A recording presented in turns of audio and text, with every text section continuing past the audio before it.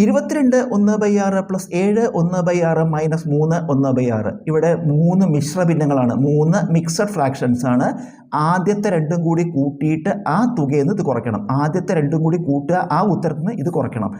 നമുക്കിതിൽ എളുപ്പ വഴി ഇതിലത്തെ സംഖ്യകൾ മാത്രം എടുക്കുക. ആദ്യം സംഖ്യകൾ മാത്രം.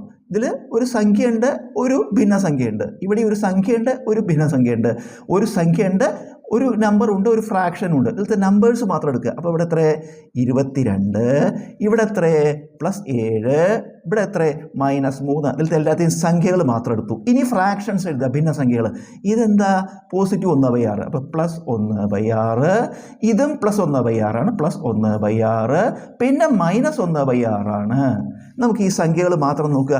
22ഉം 7ഉം കൂട്ടിയ 29 എന്ന് 3 കുറച്ചാൽ 26. 22 7ഉം 29 3 കുറച്ചാൽ 26 പ്ലസ് ഇവിടെ ഈ 1/6 ന്ന് 1/6 കുറച്ചാൽ 0 ആവും അല്ലേ. 1/6 - 1/6 നമുക്ക് 0 ആയി പോയി. ബാക്കി എന്താണുള്ളത് 1/6. അപ്പോൾ 26 + 1/6. 26ഉം 1/6 കൂടെ ഇങ്ങനെ കൂട്ടുക.